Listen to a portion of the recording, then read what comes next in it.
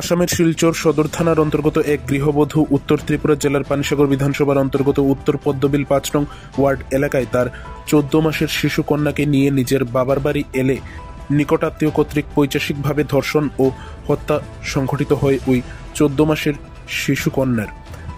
জানা যায় ৪৫ বছর বয়স্ক ধর্ষককে আসামের নিলামবাজার এলাকা থেকে অ্যারেস্ট করে ত্রিপুরা পুলিশ। এই ঘটনার তীব্র নিন্দা জানিয়ে ১৩ অক্টোবর সোমবার দুপুর আনুমানিক ৩টে নাগাদ উত্তর ত্রিপুরা জেলার জেলা সদর ধর্মনগর শহরের গালোয়ান চক এলাকায় অবস্থিত উত্তর ত্রিপুরা জেলা পুলিশ সুপারের অফিসে জেলা পুলিশ সুপারের নিকট এক ডেপুটেশন দেয় কংগ্রেস নেতৃত্বরা। এতে উপস্থিত ছিলেন কংগ্রেস নেতা চয়ন ভট্টাচার্য সহ একাধিক কংগ্রেস নেতৃত্বগণ।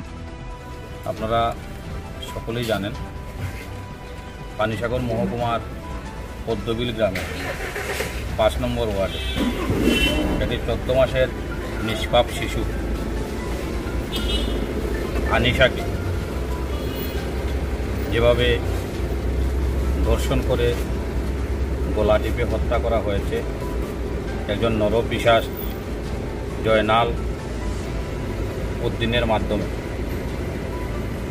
সেই নরপিশাচ ত্রিপুরা রাজ্য থেকে পলায়ন করে আসামের নিলামবাজারের বাটুইয়াতে ধরা পড়েছে।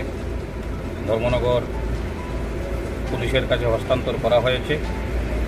আমরা সেই নরপিশাচের যাতে সর্বোচ্চ শাস্তি, ফাঁসির শাস্তি হয় এবং তার বিচার যাতে ফাস্ট ট্র্যাক কোর্টের মাধ্যমে করে সমাজে একটি দৃষ্টান্ত স্থাপন করা যায়, সেই উদ্দেশ্যে আজকে আমরা উত্তর ত্রিপুরা পুলিশ সুপারের সঙ্গে মিলিত হয়েছি।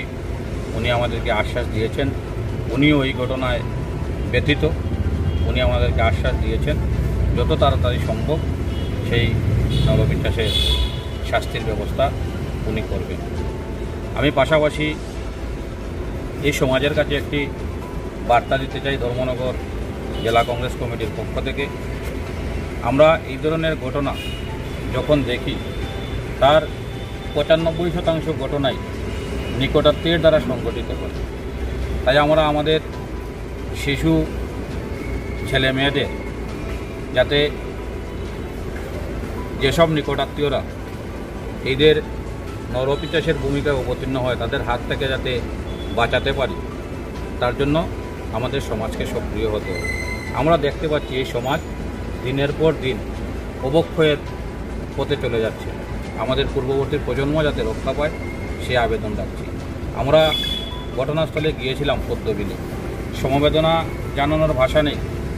এই জায়গায় শোকের ছায়া নেমে এসেছে। পরিবারকে যে আমরা সমবেদনা জানাবো তার কোনো ভাষা আমাদের কাছে নেই। আমাদের প্রদেশ সভাপতি শ্রদ্ধা আশিস কুমার সাহা মহাশয় আমাদেরকে সকালে ফোন করে বলেছেন, তোমরা অতি সত্বর জায়গায় যাও, পরিবারের পাশে দাঁড়াও, এসপির সঙ্গে দেখা করো এবং যাতে ফাস্ট ট্র্যাক কোর্টের মাধ্যমে তার বিচার হয় এবং এই বিচারে যাতে দৃষ্টান্তমূলক শাস্তি হয় এবং এই শাস্তির আওতায় যে সর্বোচ্চ শাস্তি, ফাঁসির শাস্তি হয়, এই দাবি তোমরা রাখো। আমরা প্রদেশ সভাপতির নির্দেশে ধর্মনগর জেলা কংগ্রেস কমিটি প্রদেশের বিভিন্ন পদাধিকারীদের নিয়ে এসপির সঙ্গে মিলিত হয়েছি। আমরা আশ্বাস পেয়েছি, আমরা আশা করব যাতে অতি সত্বর এই নরপিশাচের শাস্তি হবে।